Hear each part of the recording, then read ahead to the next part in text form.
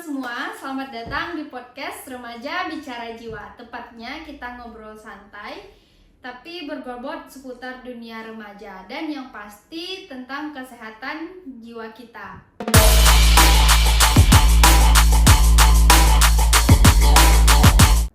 Aku Fetnika yang akan menjadi host pada hari ini.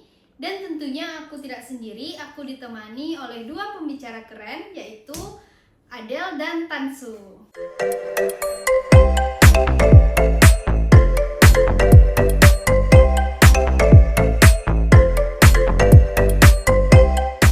Halo Tansu, halo Adel. Hai dulu ke kamera. Hai. Nah, apa kabar kalian hari ini? Kabar kita baik banget ya. banget. Terus juga semangat banget nih mau bahas topik hari ini karena topik hari ini tuh relate banget sama kehidupan kita sehari-hari.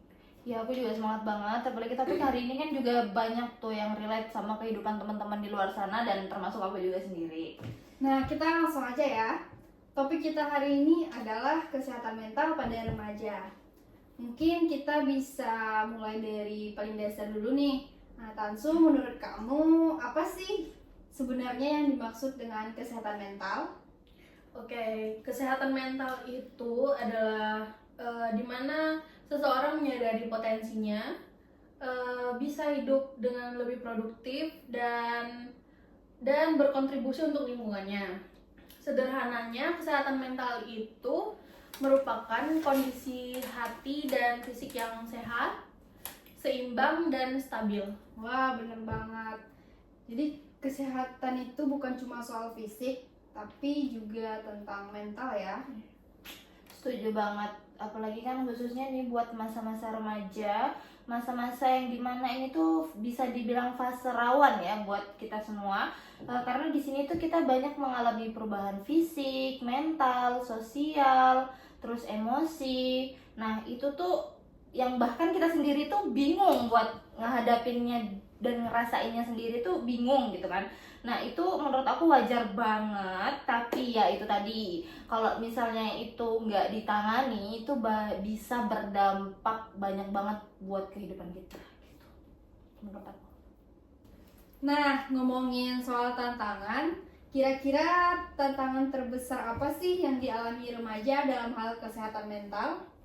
Kalau dari sepengetahuan aku ya, salah satunya itu dari tekanan sosial.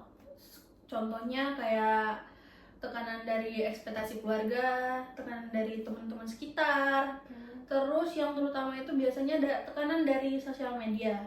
Karena di sosial media itu kan semuanya kayak harus tampil sempurna gitu. Jadi remaja itu kayak ngerasa kok hidup aku nggak kayak mereka gitu. Secure ya? Iya. Betul. Soal identitas diri, remaja itu lagi cari jati dirinya dia. Kadang-kadang tuh dia mikir gitu mau jadi apa biar dia tuh diterima, dan kadang tuh ada masalah di rumah atau bullying di sekolah, itu tuh juga bisa berpengaruh buat kesehatan mentalnya dia. Iya ya, kadang hal kayak gitu dianggap sepele, tapi dampaknya bisa dalam banget. Aku pernah baca depresi remaja meningkat cukup signifikan dalam beberapa tahun terakhir. Bahkan banyak yang gak sadar kalau dirinya tuh lagi struggling.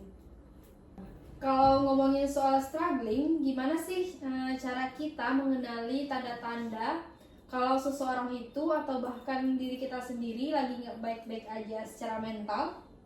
Nah, biasanya itu ada tanda-tanda yang biasanya muncul kayak kita tuh tiba-tiba ngerasa sedih tanpa sebab, terus kita kayak kehilangan minat untuk melakukan hal-hal yang biasanya kita sering lakukan, kayak gitu. Terus kayak pola tidur tuh berantakan, mudah marah, dan bahkan ya dia itu bakal menarik dirinya dari lingkungan sosial.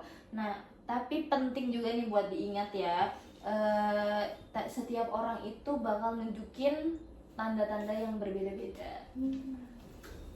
Nah, kalau udah muncul tanda-tanda kayak yang disebutin Mbak Adel tadi, kita harus mulai minta bantuan. Bisa mulai dari cerita ke orang tua, ke guru BK, atau bisa juga cerita ke teman dekat yang bisa dipercaya. Nah, Buat teman-teman jangan takut dianggap lemah atau dicap lemah, karena minta bantuan itu justru kekuatan untuk kita. Setuju banget. Apalagi sekarang sudah banyak layanan konseling gratis atau hotline untuk remaja. Teknologi juga bisa, asal kita gunakan dengan baik. Oke, tadi kita udah bahas tantangan dan tanda-tandanya. Sekarang kita bahas nih, apa sih yang bisa dilakukan buat menjaga kesehatan mental? Satu kata sih, kita harus self care. Kayak jaga pola tidur, makan yang teratur, olahraga teratur, dan kita juga harus ngasih waktu buat diri sendiri nih. Karena istirahat itu penting buat kita, dan istirahat itu bukan berarti karena kita males ya. Nah, terus jangan lupa dukungan sosial. Punya teman ngobrol yang bisa dengerin kita tanpa menghakimi kita itu juga penting. Terus kita punya teman yang sportif itu juga bisa jadi penyelamat loh. Dan buat kamu yang ada di posisi teman itu, kamu jangan buru-buru memberikan dia solusi. Kamu cukup dengerin dia dulu tanpa kamu harus menghakimi dia. Oke? Nah, ini penting banget untuk dicatat ya guys. Kadang kita selalu merasa harus kuat, tapi ternyata nggak apa-apa kok kalau buat kita nangis, lelah, buat istirahat. Itu sebagian menjaga dari kewarasan kita. Nggak kerasa ya, waktu kita hampir habis.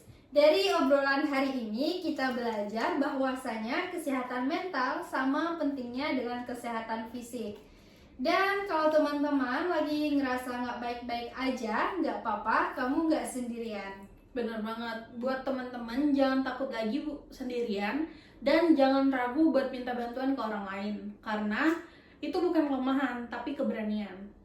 Dan buat kamu yang punya teman yang lagi sering, jadilah pendengar yang baik, karena dari pendengar yang baik akan menjadi awal untuk hal yang terbaik.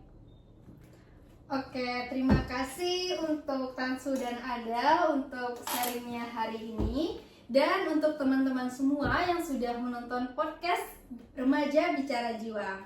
Jangan lupa follow dan share video ini.